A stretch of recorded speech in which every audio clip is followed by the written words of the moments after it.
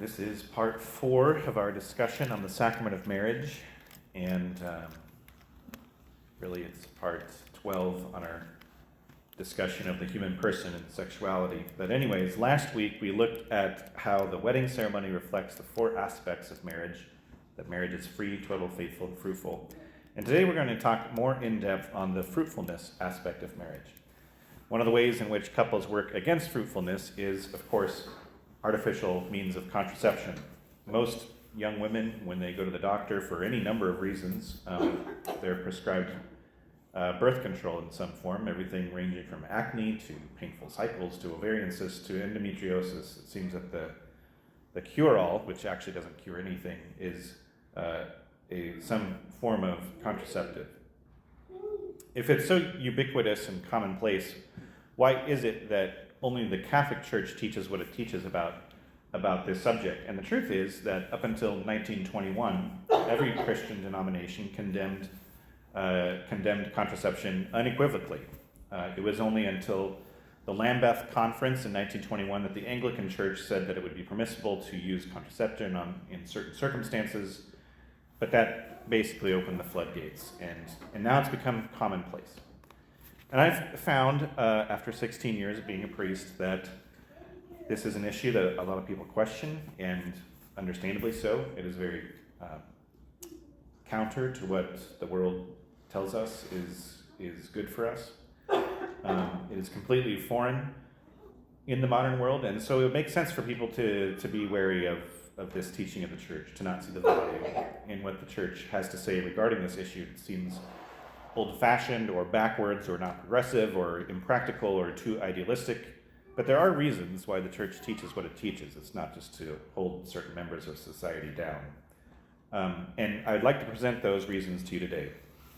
If you are partially or completely opposed to what the church teaches on this issue, that's okay. God loves you.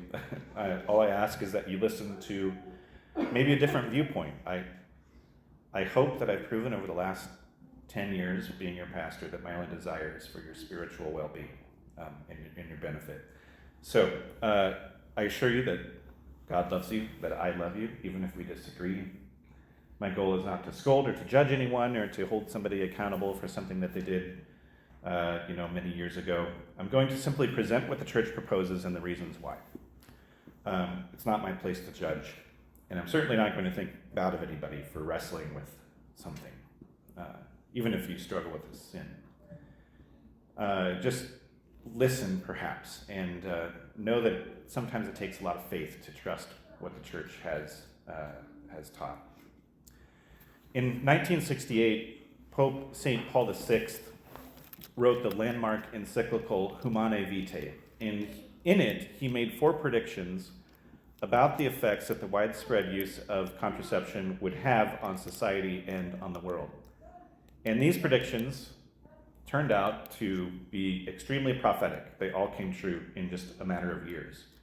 And it was this wisdom that served as one of the reasons why he's a saint today. Sort of this prophetic prophecy that he made.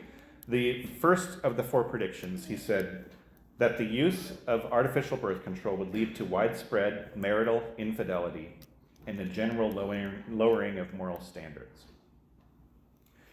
Within a decade of the FDA legalizing oral contraceptives, the divorce rate in the United States doubled, which is pretty remarkable.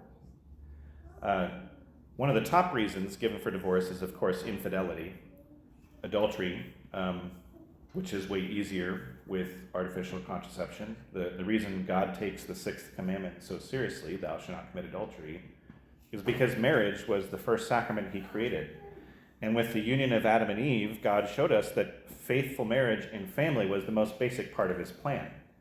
And once you begin to dismantle that, once you have dismantled the purpose of marriage by removing the fruitfulness aspect from it, it opens the possibility to turn marriage into whatever somebody wants it to mean, rather than God's original plan for marriage.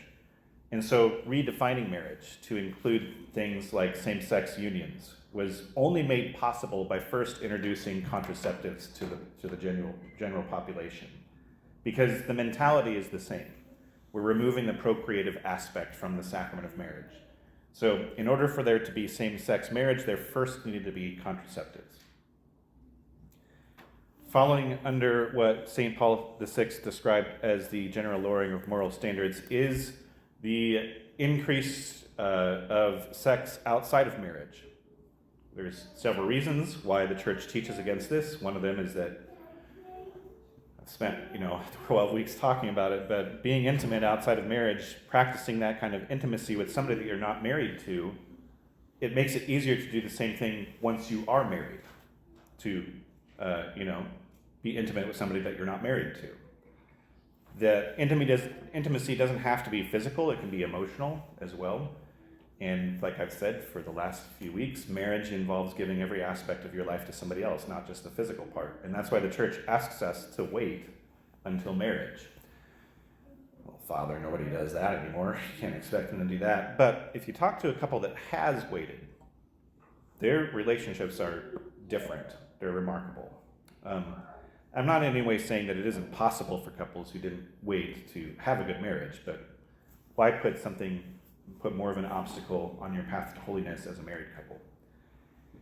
After the introduction of oral contraceptives, the number of children born out of wedlock increased by an order of magnitude, which means tenfold. Single motherhood is the number one cause of poverty in the United States. It is not medical bills or unemployment. Single motherhood caused by people thinking that sex outside of marriage is safe and okay, which is a false sense of security that is provided by artificial birth control. The church also teaches against living together before marriage. And this is another way in which the moral culture has eroded since this was introduced, since artificial birth control became widespread. And I know all the practical reasons why couples do it, and it makes logical sense. It's cheaper.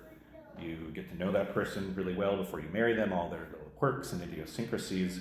I understand those reasons. In addition to being the pastor of 2 parishes and the dean of the Annulment Deanery and a teacher at St. Patrick's School, the directory of the Lincoln Diocese also lists another job title that I have, and that is that I'm an advocate on the Diocesan Marriage Tribunal, which means that I help people get their annulments after they get divorced. And in every single annulment case which I've ever worked on, which is a lot, the couple were living together before they were married. And it's not 98 or 99%, it is 100% of the time. And it's maybe not true in every single case, but in my family, it was the case. My siblings that are divorced, they're the ones that lived with their spouses before they got married. And it's probably true in your family as well. What I've noticed, just from a priest's standpoint, is that living together can basically be a source of pressure for people to feel like they need to get married when maybe they shouldn't. They hear families saying, well, isn't it about time? Living together can accelerate that relationship with that person beyond what it was ever meant to be. The deception becomes, well, since we're already doing all the married things together, we might as well. What's the difference? And the difference is that marriage is a vocation that not only needs to be discerned together as a couple, but it also needs to be discerned as an individual. And you're with that person all the time, it can kind of cloud that individual discernment. Is God calling me to marry this person? He might not be. Just because you really enjoy the living situation or the practical aspects or the physical intimacy of the relationship doesn't mean that you should marry that person. It can still be possible that you aren't called to be married. Marriage is more than being a roommate. It's more than being physical partners. And that is a lot easier to navigate when you're not living with that person. Now, obviously, I'm not saying that every couple that lives together is bound to fail. If that were the case, the divorce rate would be 95%, not 50%. But what I am saying is that it contradicts the meaning of marriage, and it puts an additional barrier in our way towards personal holiness. And if the person that we're thinking about marrying is a barrier to our personal holiness, then that's a bad way to start a life together.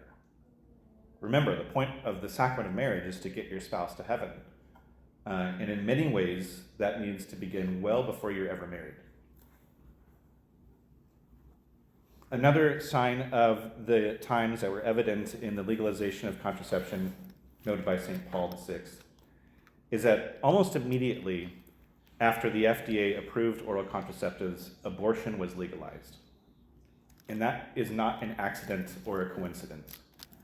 Margaret Sanger, who founded Planned Parenthood, Planned Parenthood, of course, is the largest provider of abortion in the United States. Margaret Sanger, was a Nazi sympathizer. So the founder of Planned Parenthood. And her original title for Planned Parenthood was not Planned Parenthood, it was the Contraception League. Margaret Sanger has a very famous, very Hitler-esque quote where she said, "There's not too many people in the world, there are too many of the wrong kind of people in the world." And from the very beginning, abortion was viewed by her and her colleagues, it was viewed as a form of contraception. The two went hand in hand. If you know your history, it cannot be denied that contraception is fundamental to the abortion movement. Because in order for there to be unwanted babies, there needs to be relationships that produce unwanted babies. And contraceptives play a huge part in that, because you can't say unwanted baby any more than contraceptives does. According to Planned Parenthood's own research, 2 out of every 3 women that come in for an abortion were on some form of contraceptives when they got pregnant. And when your entire business model stands to make a lot of money almost entirely on abortion, you can bet that they're going to push contraceptives as much as possible. That's why they control the narrative. That's why they control the sex ed curriculum in a lot of our public schools. The abortion industry's business model relies on contraception. The second prediction that St. Paul VI made was this: that the widespread use of artificial birth control would lead to a loss of respect for women, where men no longer care for her psychological or physical well-being.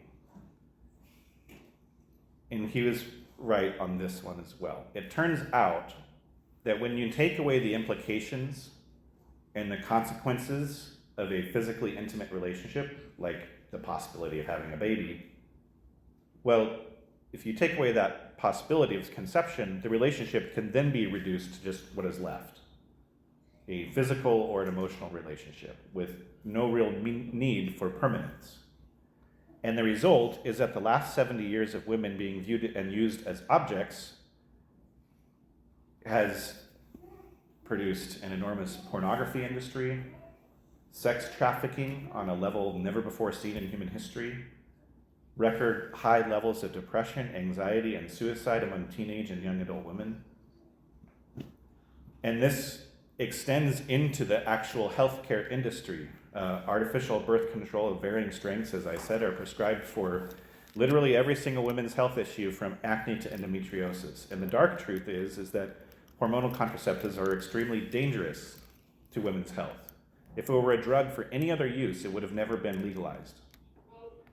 It's so dangerous that most prescriptions come with the same warning level as nicotine products.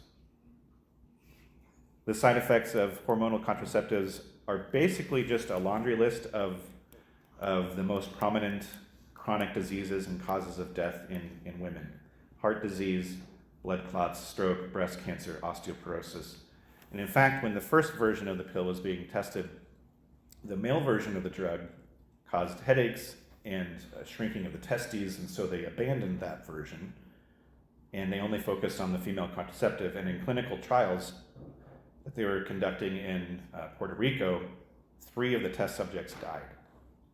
Now you would think that if this was truly for the betterment of women, that they would, halt all progress on the clinical trials, but they didn't. They simply lowered the dosage and they put it on the market.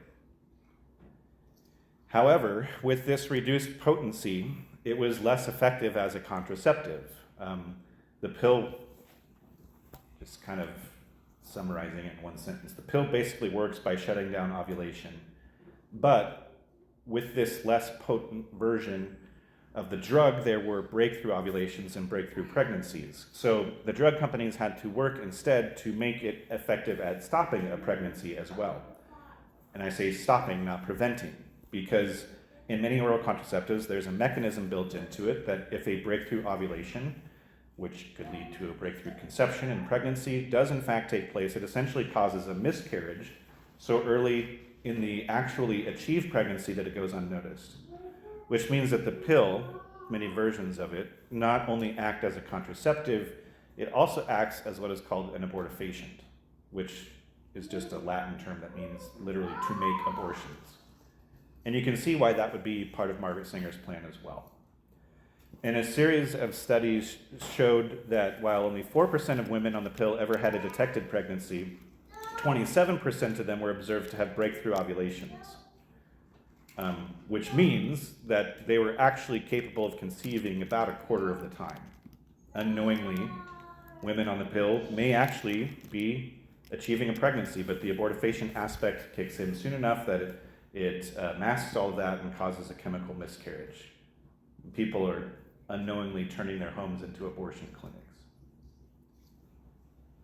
No longer caring for women's physical and psychological well-being is evident in the pornography industry, which is a mockery of human sexuality and chastity. It's a mockery of the intimacy in marriage. It is especially abusive of women. Drug addiction is a real issue in the pornography industry. And it's harmfully addictive, especially to boys.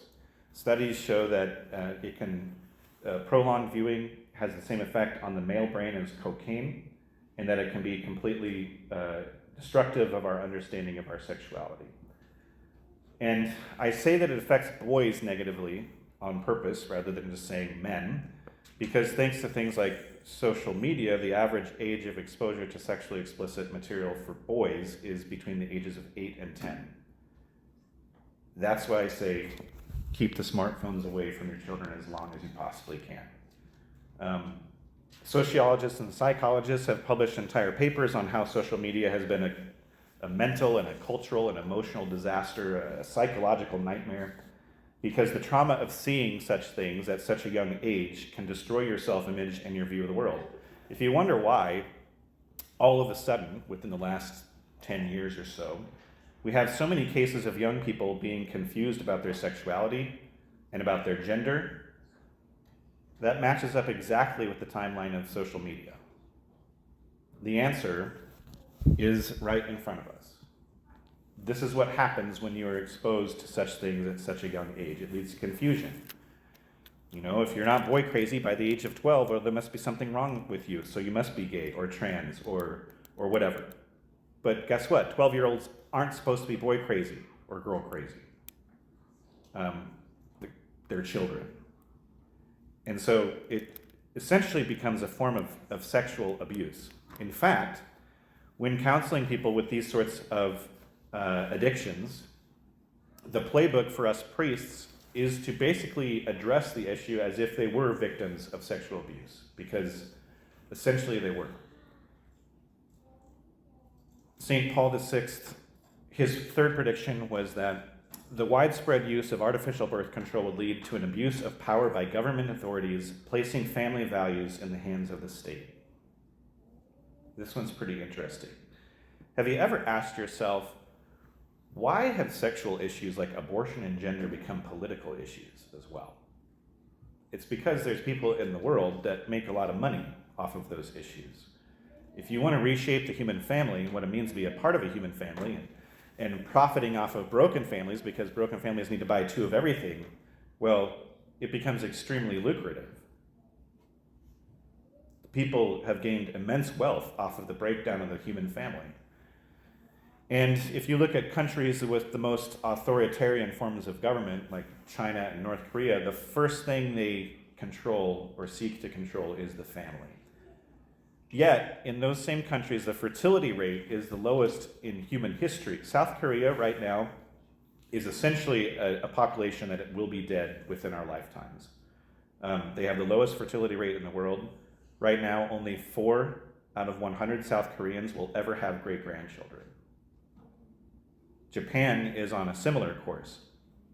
China, for 50 years, had a one-child policy where abortion or sterilization was required after families had one child. And because Chinese families prioritized male heirs, the result is that for 50 years, 20% of the female population was aborted. And the socioeconomic bomb is about to go off. China knows that their day is not far away where they will have to do something drastic because they don't have the future generations to support an aging population. They need to secure that future somehow. So if you ever wonder why China is so aggressive economically, militarily, that's why. They need to secure a future somehow. St. Paul VI's fourth prediction is that the widespread use of artificial birth control would lead to unlimited scientific dominion over the human body. And this is an overall attitude shift that we've seen in the last 70 years. The pro-abortion movement's first, argument is, quote, "It's my body, I can do what I want with it."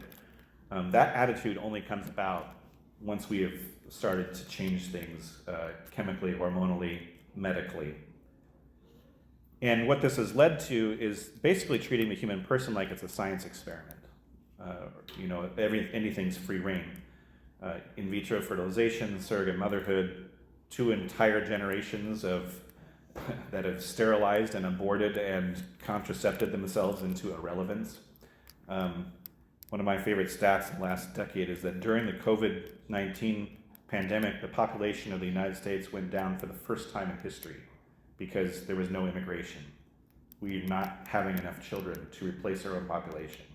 So if we find ourselves complaining about things changing culturally, maybe we should think what we can do to actually have an impact on the culture. The mindset of science over the dignity of the human person has led to a near 0% birth rate for Down syndrome children in the United States. The abortion rate is about 95% in the US. In places like Sweden, the Down syndrome rate is virtually 0 because abortion is required by law for pregnancies with detective Down syndrome babies. So those are the 4 predictions that St. Paul VI made in 1968. I go over this in my marriage prep classes, and it'd be like 8 homilies of this stuff, but not to depress you. But, it didn't take very long for all 4 of these predictions of St. Paul VI to come true. We made quick work of that. The question is, how do we respond? What is the Catholic answer to all the bad things that I just spent the last 22 minutes talking about?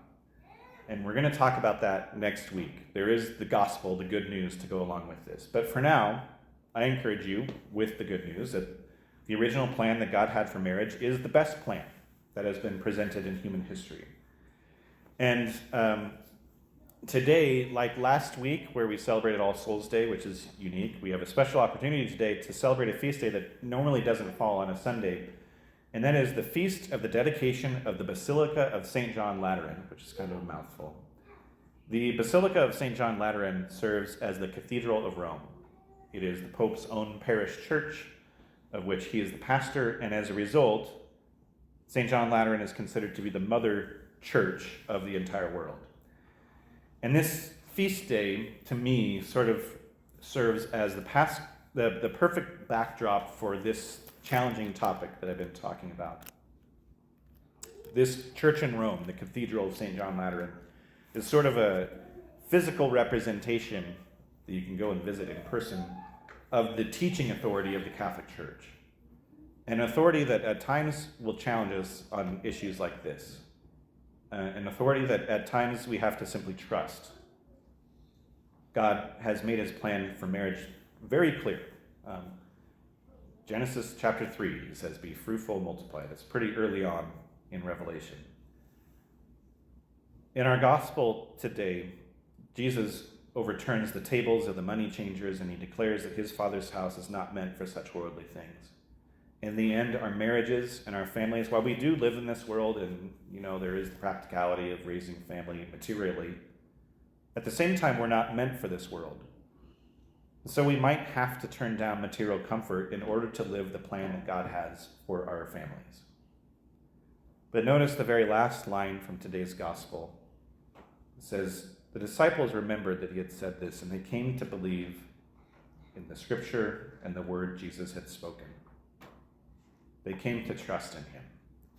When the pressures of this world and all of its expectations weigh on us, we need to ask for that same trust and to believe in him.